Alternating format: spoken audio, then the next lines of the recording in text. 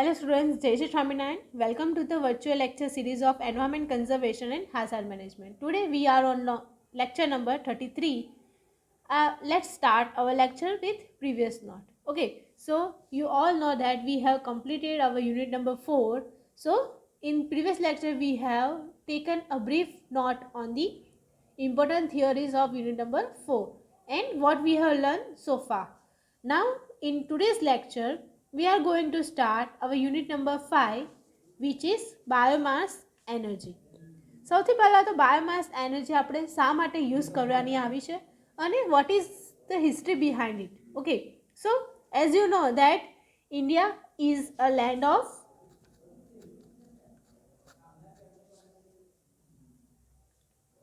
villages,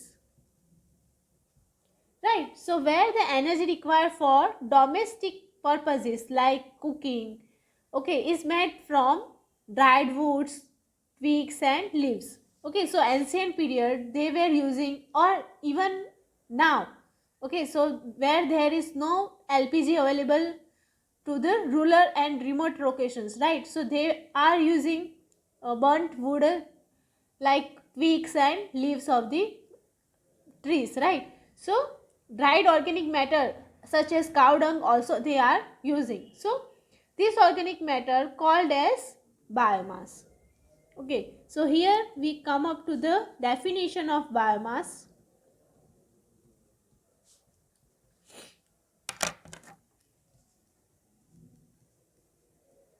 Right, so definition આપણે શું લખી શકીએ? It is an organic matter. Biomass is an organic matter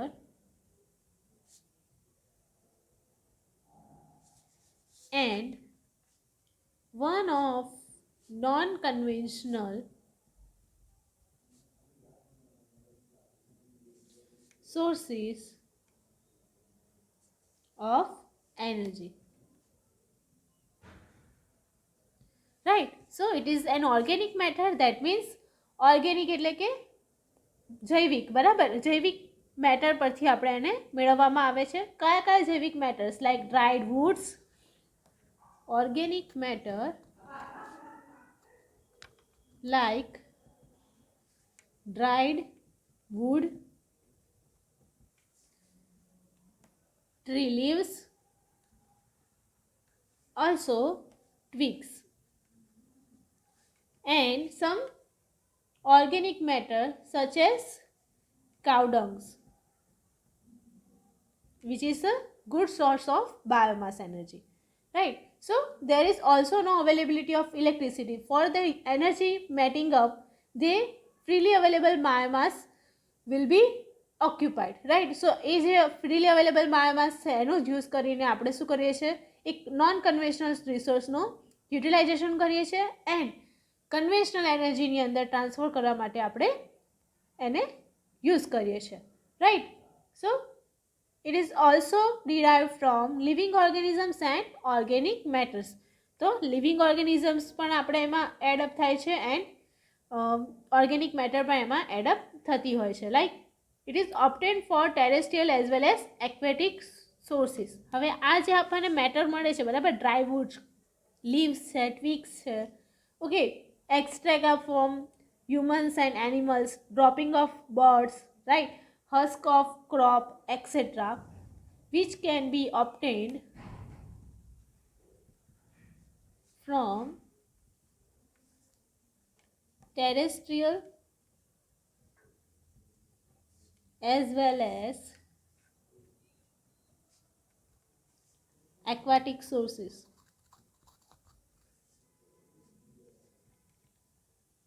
So here we are utilizing the jungle matters and the aquatic, that means જે सी કાં તો રિવરની matters છે, બરાબર, જેમ કે એનો બધો કચરો છે એનો પણ આપણે યુટિલાઇઝેશન કરીને બાયોમાસ એનર્જી જે આપણે પ્રોડ્યુસ કરી શકીએ છીએ.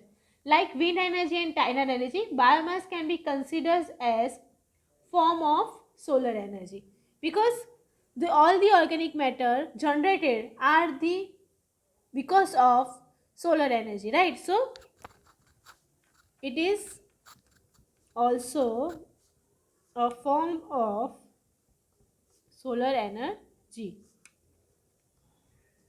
Right. Now let's see sources of biomass. કયા કયા sources રહેલા છે? Sources of biomass. રાઈટ, તો હવે જોઈએ આપણે ઓર્ગેનિક મેટર જ છે બાયોમાસ, બરાબર. તો હવે એના ડિફરન્ટ 3 ફોર્મ્સ છે. 3 forms of biomass, where the first one is solid biomass, second એટલે કે ઘન બાયોમાસ, second is liquid એટલે કે પ્રવાહી, and third gaseous એટલે કે હવા કે પછી ગેસના પ્રમાણમાં રહેલો બાયોમાસ. રાઈટ, હવે આપણે બધાને ડિટેલમાં જોઈએ. સોલિડ બાયોમાસ કોને કહેવાય છે? સૌથી પહેલા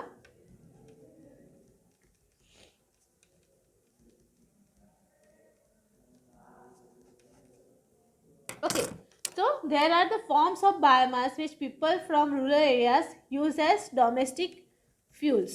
બરાબર, તો it can be used as domestic fuel.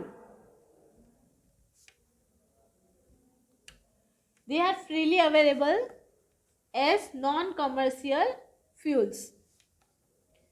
Freely available છે આપણા માટે. ડોમેસ્ટિક છે પહેલું તો, બરાબર. ડોમેસ્ટિક ફ્યુલ તરીકે આપણે એનો યુઝ કરી શકીએ છીએ અને ફ્રીલી અવેલેબલ છે. એના માટે આપણે કોઈ એક્સ્ટ્રા મની રિક્વાયર થતા નથી. That's why. નાઉ કયા કયા ટાઈપ્સના સોલિડ બાયોમાસ આવેલા છે? તો ફર્સ્ટ એની અંદર આવે છે leaves of plants, barks that means skin of trees, stems, twigs એટલે કે લાકડાના મોટા ટુકડા, બ્લોક કહી શકીએ આપણે, and cutting of trees and plants, dried stalks of sugar canes. Sugar કેનના જે સુકાઈ ગયેલા એટલે કે આપણે જે રસ નીકળેલા કચરો છે, બરાબર, એ જે બાકીનો જે પોર્શન વધે છે એનો પણ આપણે યુઝ કરી નાખીએ છીએ. And forest products. રાઈટ, આ બધા આપણે યુઝ કરીએ છીએ. And secondly as aquatic related એટલે કે એક્વેટિક પ્લાન્ટ્સ, પાણીની વનસ્પતિઓ, ઓર હાઇડ્રોફાઇટ્સ. ઓકે, સચ એઝ કયા કયા હાઇડ્રોફાઇટ્સ હોય છે? તો કે such as moss, lilies, marine algae. બરાબર, જે લીલી વનસ્પતિ પાણીની અંદર તમને જોવા જાઓ તો ઘણા બધા પ્રમાણમાં મળતી હોય છે, બરાબર, જે પાણીને દૂષિત પણ કરે છે અને એ વધારે ને વધારે પ્રમાણમાં એક્સપાન્ડ પણ થતી રહે છે, બરાબર. સો એનો આપણે utilization to burn fossil fuel તરીકે આપણે કરી શકીએ છીએ. They are form of solid mass. Right, now second હવે આપણે જોઈએ લિક્વિડ બાયોમાસ. કયા કયા ટાઈપના લિક્વિડ બાયોમાસ આવેલા છે? તો સૌથી પહેલાં એ કેવી રીતે ઓબ્ટેન થાય છે? is obtained from chemical processes carried out on the solid biomass such as cow dung and other animal waste. Obtained from chemical process carried out on the solid biomass such as cow dung and other animal wastes. Right, તો liquid biomass જે છે કેવી રીતે મેળવવામાં આવે છે? તો ઓબ્ટેન from the chemical processes, બરાબર. આપણે કોઈ કેમિકલ પ્રોસેસીસ એની પર કરીએ છીએ એન્ડ જે સોલિડ બાયોમાસ છે કાઉ ડંગ અને અધર એનિમલ વેસ્ટીસ એનો આપણે યુટિલાઇઝેશન કરીને એને લિક્વિડ ફોર્મમાં જનરેટ કરીએ છીએ, બરાબર. They form the methyl alcohol, methanol and ethanol etcetera. આગળ જોઈએ આપણે તો જે લિક્વિડ બાયોમાસ છે તે form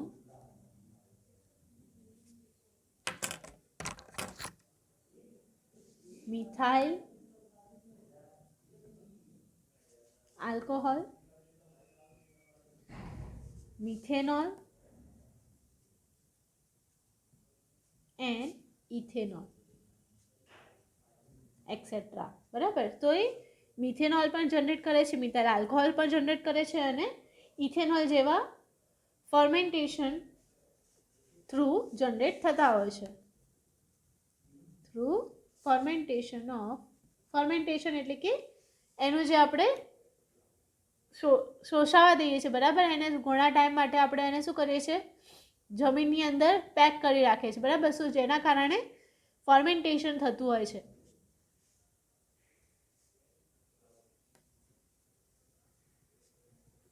Of biomass. It is the refined form of biomass energy that can be used as fuel. Refined form and used as fuel. Liquid બાયોમાસમાં કઈ રીતે એક તો પહેલાં એને જનરેટ કરવામાં આવે છે તો કે obtain through chemical processes of cow dung and animal plants. After that they form various methyl alcohol, methanol and ethanol type of liquid through fermentation of biomass, refined form, and it also used as fuel, right. હવે આપણે જોઈએ third one which is gaseous biomass.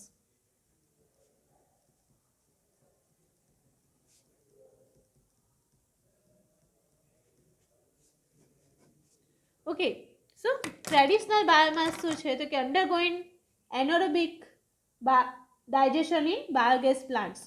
આ generally શેમાં build-up કરવામાં આવે છે તો કે બાયોગેસ પ્લાન્ટની અંદર. ઓકે, સો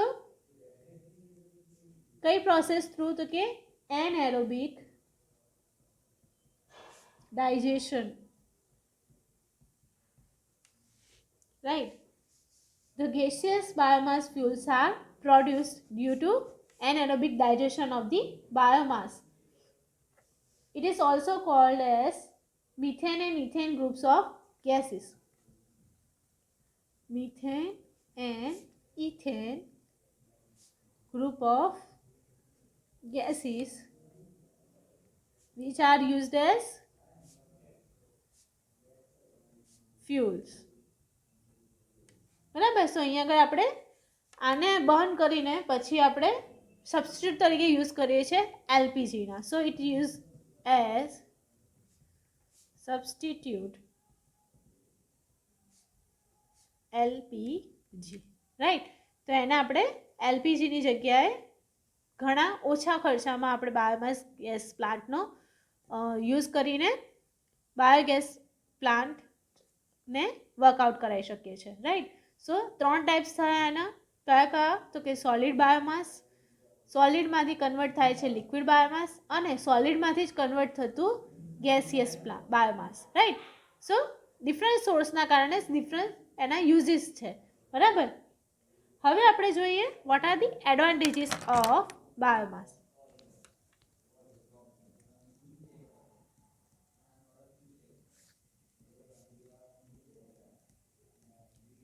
બાયોમાસ કેમ અને એના ફાયદા કયા કયા છે તો સૌથી પહેલું એક એવું છે પેરેનિયલ સોર્સ છે.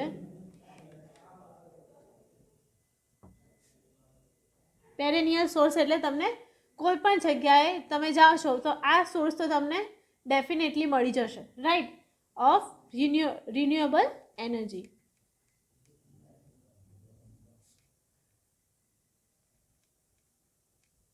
and it can be repeatedly grown and obtained as biomass.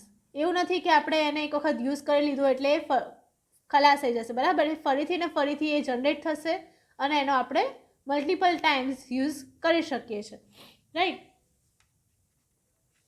After that, it is non-pollutant. Is non-pollutant of atmosphere. બરાબર. સો એનાથી એટમોસ્ફિયરને કોઈ સાઇડ ઇફેક્ટ્સ કે હાર્મફુલ ઇફેક્ટ્સ થતી નથી. Production of biomass not only gives fuels but it also gives good quality organic manures. Not only gives fuels but also gives good quality of manure. Manure that means કે જે કચરો કે જેને આપણે utilization કરી શકીએ છીએ ખાતર તરીકે. બરાબર. સો એના માટે પણ એ યુઝ થતું હોય છે. નાઉ methane gas produced for biomass is used as domestic gases. Methane used as domestic gases. Methane gas can be used to run engines and generator and electricity can be generated.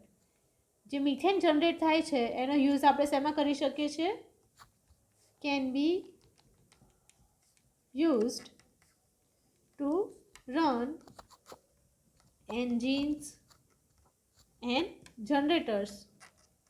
બરાબર. અને engine અને જનરેટરમાં use કરીને આપણે ઇલેક્ટ્રિસિટીને પણ generate કરાવી શકીએ છીએ. નાઉ આગળ આપણે એના યુઝીસ જોઈએ તો biomass is available everywhere. It is available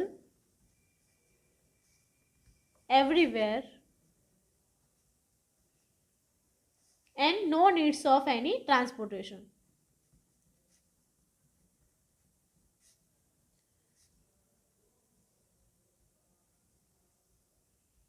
તો એનો મેઇન યુઝ શું થઈ ગયો? તો કે બધી જ જગ્યાએ અવેલેબલ છે અને એના માટે આપણે કોઈ ટ્રાન્સપોર્ટેશનના એક્સ્ટ્રા કોસ્ટ લાગતા નથી. Can be grown nearby seas and lake. Biomass can be grown in nearby seas and lake. The lands can be spared for food crops. Okay. Internal combustion engines can be run on biogas produced. Internal combustion engines એટલે કે ICE.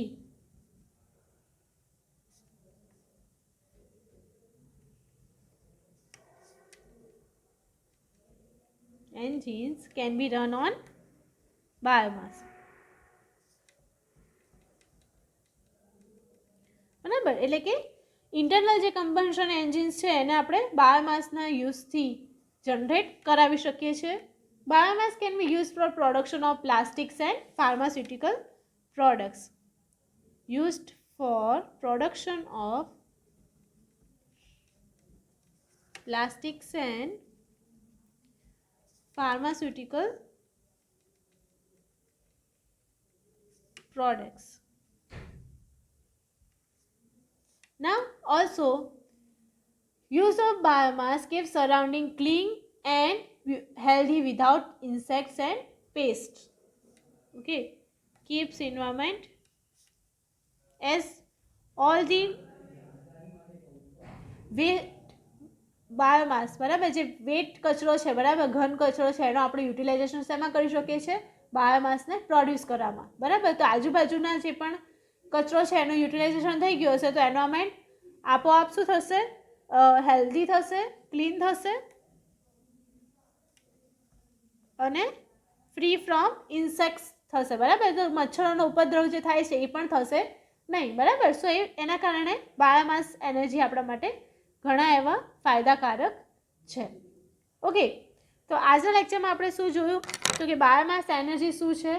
બરાબર. કઈ રીતે એને form કરવામાં આવે છે, એના ડિફરન્ટ ટાઈપ્સ કયા છે. ઓકે. અને એના એડવાન્ટેજીસ કયા કયા છે. ઓકે. સો એડવાન્ટેજીસ પર આપણે જોવા જઈએ તો મેઇનલી પેરેન્ટિયલ સોર્सेस ઓફ રિન્યુએબલ એનર્જી છે, નોન પોલ્યુટન્ટ ટાઈપનું છે. બરાબર. મિથેન ગેસ જે છે એ ડોમેસ્ટિક યુઝિસ માટે થઈ શકે છે ઉપયોગમાં. પછી methane gas can be used to run engines and generators. Also, it is available and everywhere. No needs for any transportation. Biomass can be grown in nearby seas and lakes. IC internal combustion engines can be run. બરાબર, એટલે કે IC જે engines છે એ આપણે એને biomass energy through run કરાવી શકીએ છીએ. Production of plastics and pharmaceutical products can be done.